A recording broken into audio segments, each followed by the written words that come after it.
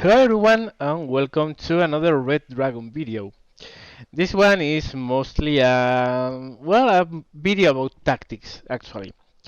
Well, right now in the game, if you have played Wargame Airland Battle and you are currently playing Red Dragon, you are going to notice that there's a big shift in the lethality of the artillery.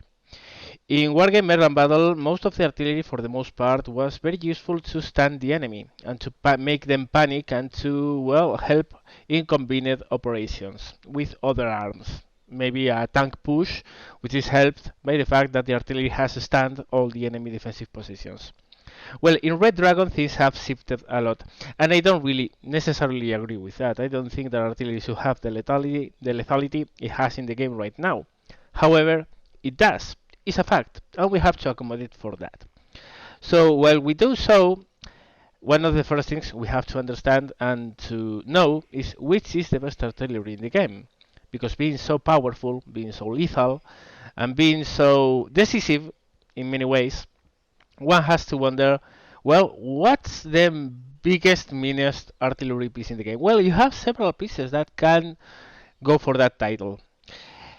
You have, for instance, the American MLRS with the ATACMS round. This actually shoots only 2 rounds, but they are cluster bombs, and they have a 20 AP power. So whatever is under the exploding rounds is going to die. Extremely long range, not very good extreme dispersion, so it's pretty accurate. However, it has a very low rate of fire, but it's very lethal. So, is this the best artillery in the game? Well, then you have the Russian version, kind of, which is the BM30 Smerks, which has a huge range, more or less the same dispersion, much lower AP power, but has a lot more missiles, so it has a lot more cluster bombs per shot. Also, it has a higher rate of fire. So anything that's under the drop of these cluster ammunitions and has armor is going to die. So is this the best game, the best artillery in the game? Well, people would say so, but there are more. Let's say, of course, the king of the artillery in Wargame Airland Battle was the Malka. Huge range, very small dispersion, very accurate gun, huge HE power. This thing really destroys enemies really quickly. So maybe this is the best artillery in the game. Well, you have some more options in Wargame Red Dragon. You have the MSTAS. Pretty nice dispersion, pretty nice range, much higher rate of fire, and still very good lethality. Maybe this is the best artillery in the game then. You also have some new artillery pieces, for instance the French Caesar, which is a brutal artillery for many reasons. First of all, has a very good range, has very little dispersion, is actually sniper artillery, has pretty nice HE power and fires really quickly. So this is a sniper artillery that fires at 3 times the speed of a Malka. And also is extremely fast off the road, so you can relocate it extremely quickly. So, is this the best artillery in the game? Well, there are a lot of pieces of artillery in this game.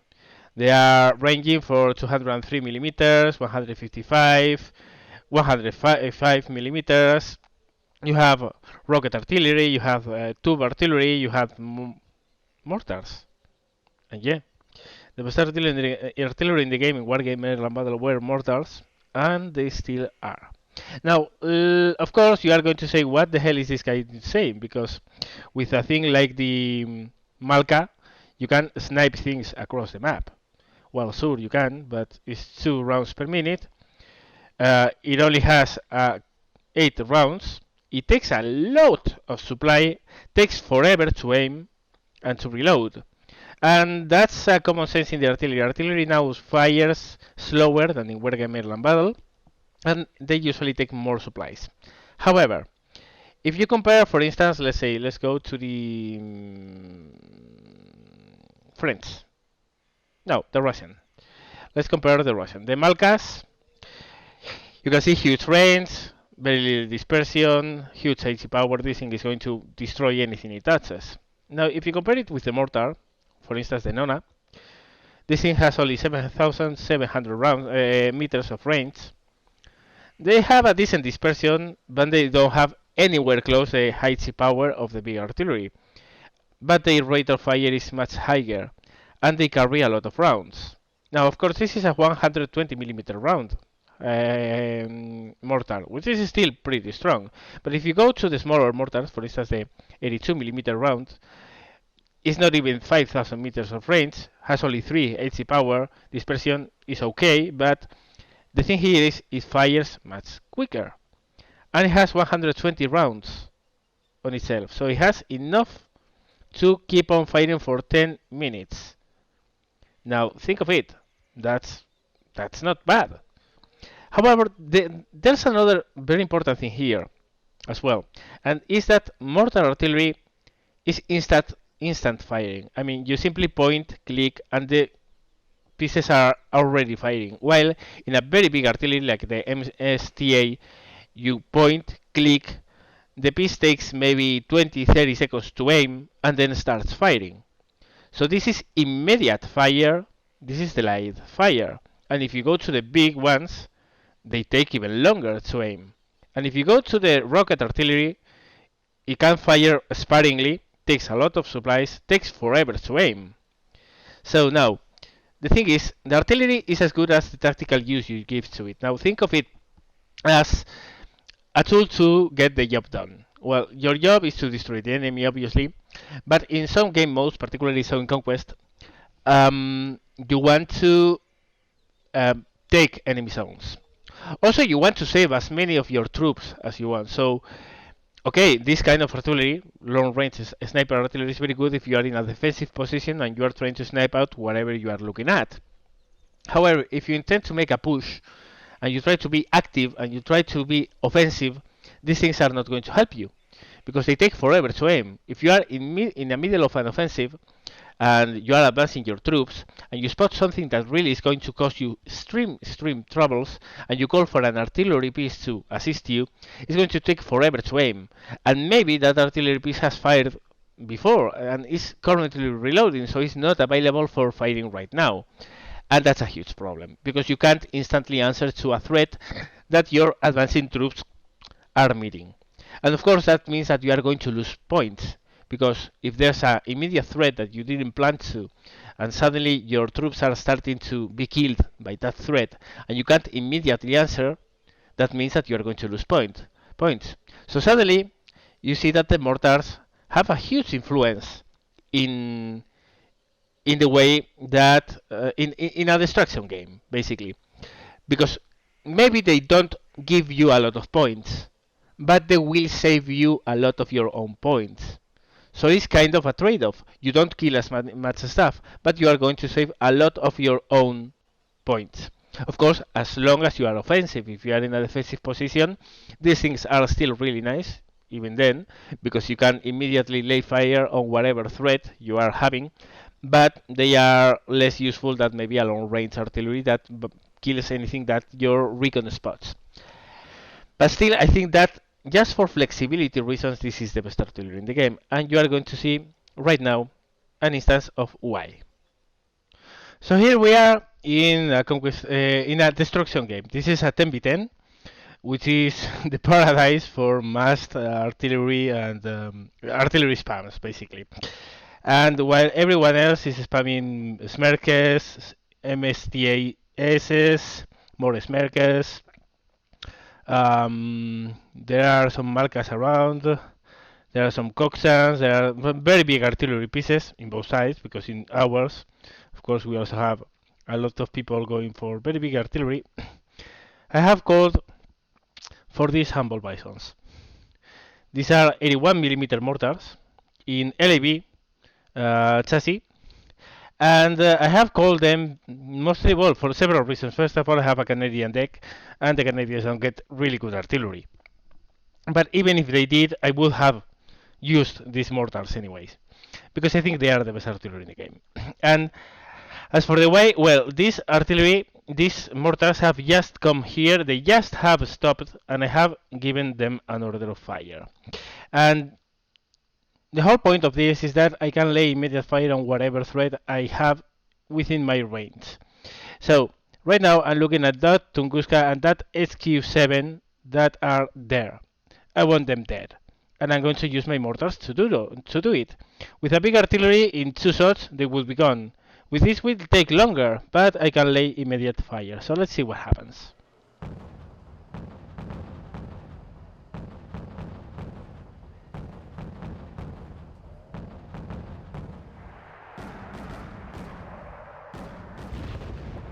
So you can see very soon fire on that SQ7 becomes damaged, and eventually dies. And as soon as I'm done, where is my mortars?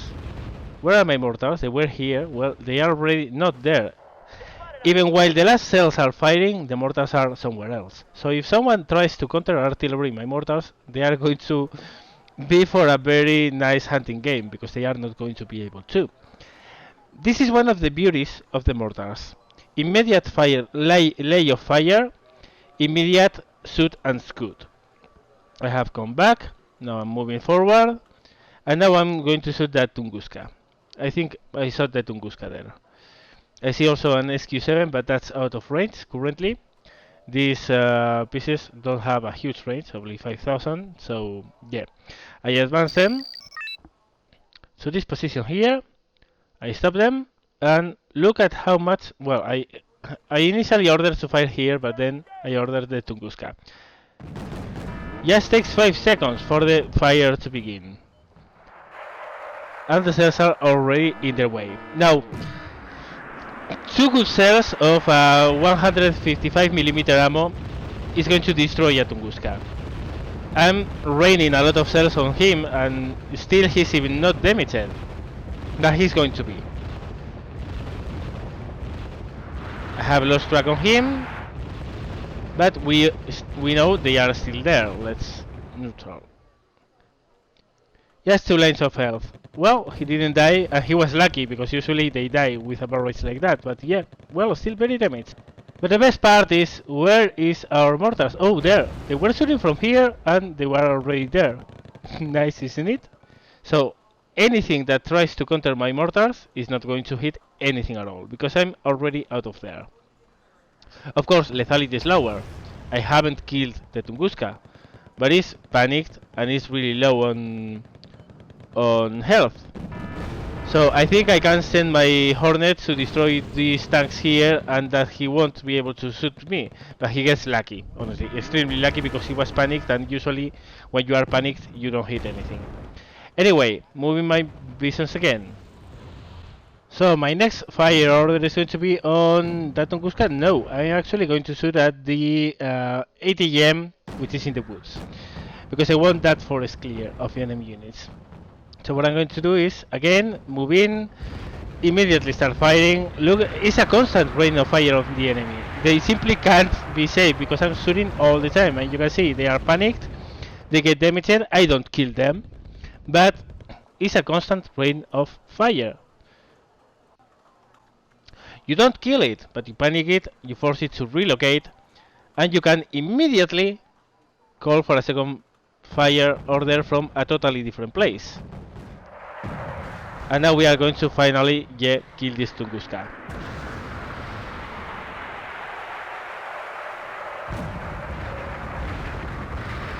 There it goes. So with that done, I stop fighting and I relocate them. By the way, you will be noticing that right now I have no supply trucks here. I'm not resupplying my army, I don't need to. They still have 689 rounds. Meanwhile, the enemy is trying to smirk my spawn point, trying to get a command vehicle. That's not there, because I have a command infantry, and cluster ammunition doesn't kill infantry. So while this guy here, let's look at him. While this guy here has just wasted a shitload of ammo, I don't have any problem at all. Anyway, back to the action. Bisons are here. I'm watching these ATMs, and they are not moving anymore here, as you can see. They are moving back there. I have basically guaranteed that this forest is clear, and that's going to be huge. You're going to see why in a second. As I told you, it's very important for me that this forest remains clear. So we have spotted a couple ATM units here, so I'm using my mortars to clear them out.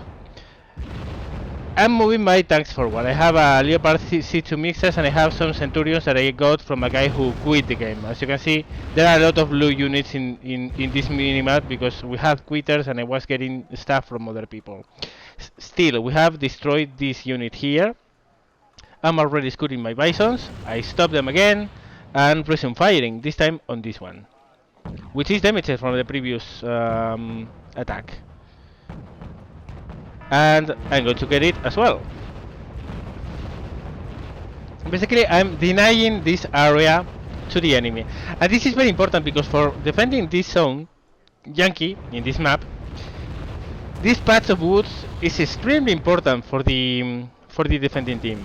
Because if you let the offensive guy put troops in there, they are going to see all the what's moving in here.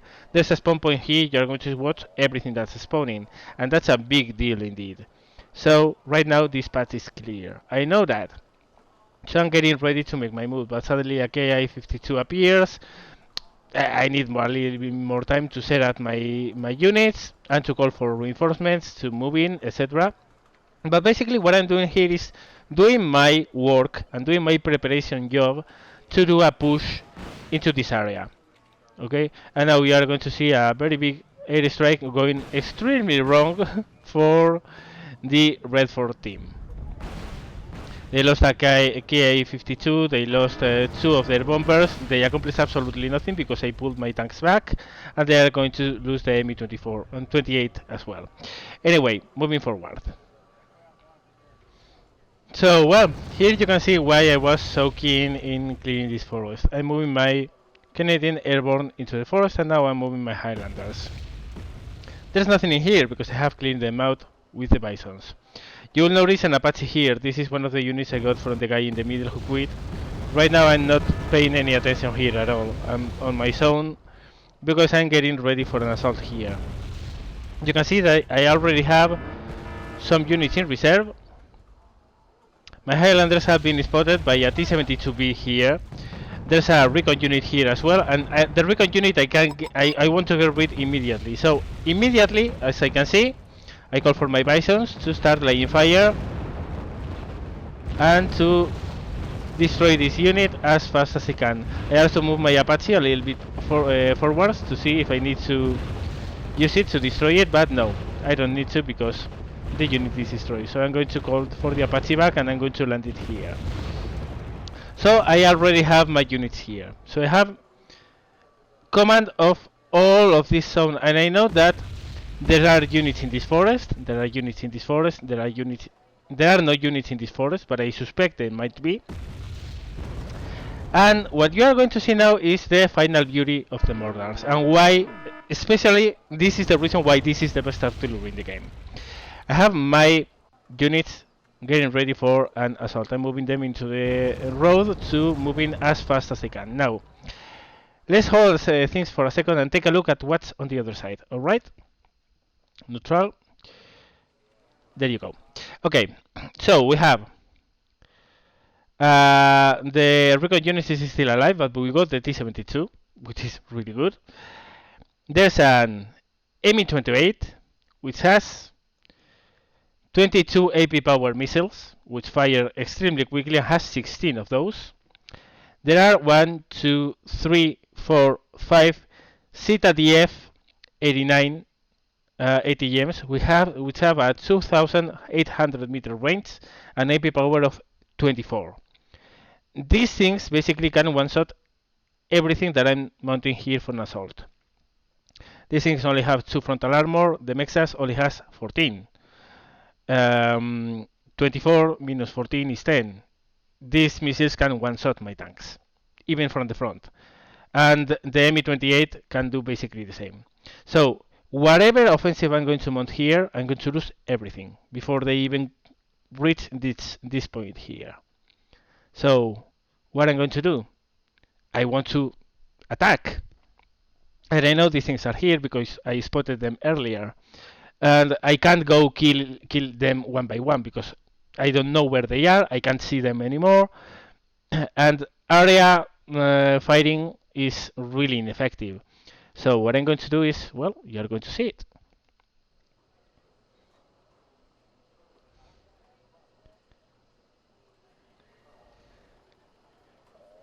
My units are getting ready. I'm moving my marksman up to provide for some AA cover in this zone. I'm bringing my own Centurion marksman with the advance for that. And now I divide my rocket artillery in 4 individual units. And what I'm going to do with it, you're about to see it. You see that they are going to start fighting in a very wide arc. And I'm going to lay smoke here, here, and here. I'm going to totally blind whatever units are in this area. I know there are no units inside this because I have my infantry here and there's nothing in this plane. So I know they are here, I know they are here. I know probably some units are going to be here, but I'm going to deal with that with the advancing troops in no time. These are just 4 mortars. 4 of them, okay? And they are the smallest one. And all this side is blinded.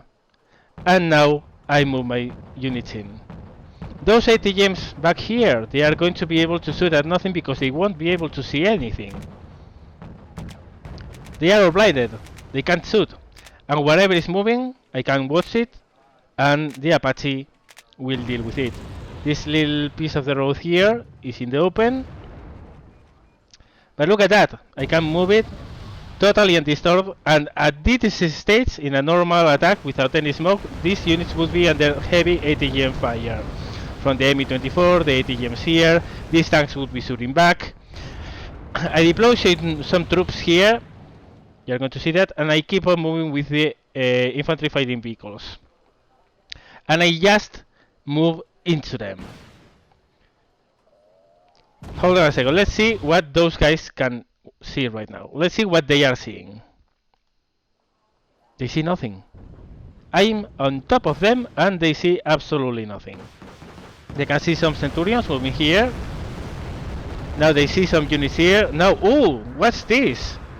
Infantry on top of me. Crap! And I'm going to totally destroy them. Smoke is starting to get out. I see their command unit. I destroy the command unit. And everything in here is dead. So the whole defense in this area was wiped out and I lost absolutely nothing. Nothing. I did not lose even a single infantry unit. And I took the zone. And all I have left to do is a little bit of clearing here. I got 3 AA units, a couple of logistic units, and a tank for free because these things couldn't defend themselves. They had no support. The enemy brought some AA, some planes to try to get me, but the integral air force I brought with me dealt with them in no time. So, yep, that's what you get. Of course, the Bisons now reformed in a single unit. They are going to start fighting at this position to deal with this stuff, and the Leopard Mexas and the Centurions and the Centurions here are going to destroy everything that's left. And that's why these little pieces of non-killing, non-lethal artillery are the best artillery in the game. As you could see, the artillery has more uses than just killing stuff. And that's why a lot of people don't get it. And they go for the biggest, meanest artillery piece they can. Because they think, oh, cool, they can destroy things with a couple cells. Well, yes, they can. But they take forever to aim. They have not that many rounds. They take a huge lot of supplies to reload. And they are vulnerable to counter-arty, and they don't offer you the flexibility, the immediate ability to lay fire that mortars do. And they are not really good at laying smoke. Take a Malka, for instance. It fires 2 rounds a minute.